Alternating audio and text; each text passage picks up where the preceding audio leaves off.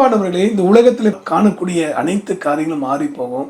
அதனால உங்கள் வாழ்க்கையில் துக்கத்தையும் துயரத்தையும் கொடுத்த எல்லா விதமான தீங்க கடிந்து கொண்டு இன்றைக்கு உங்கள் வாழ்க்கையில் அதிக சந்தோஷத்தை தரப்போகிறார். எப்படி தருவார் தருமா?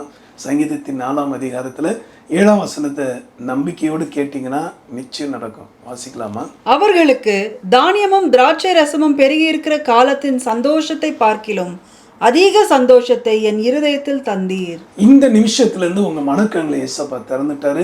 நீங்கள் எதெல்லாம் சந்தோஷம் நினச்சி இந்த உலகத்துக்கு பின்னாடி உலகத்தின் காரியத்தில் சாத்தானுடைய வலையில் சிக்கினீங்களோ அதை எல்லாத்தையும் கர்த்தர் கடிந்து கொண்டு அவருடைய நல் பாதையில் ஜீவ பாதையில் உங்களை பத்திரமா உங்களையும் உங்கள் குடும்பத்தையும் உங்கள் பிள்ளைகள் நடத்த போகிறாரு. அதனால என்ன, உங்களுக்கு நித்திய சந்தோஷத்தை அதிகமாக தரப்போகிறார். இந்த பாக்கியத்துக்காக கர்த்தரை ஸ்தோத்திரித்து ஜெபிப்போமா?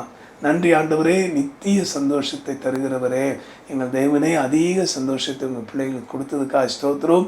இவங்க சந்தோஷத்தை கெடுத்த எல்லா வியாதிகள் வேதனைகள் துயரங்களுக்கு கடிந்து கொண்டதுக்காக நன்றி. ஆசீர்வதி இயேசு மூலமாக ஜெபிக்கிறோம் எங்கள் நல்ல பிதாவே. ஆமென்.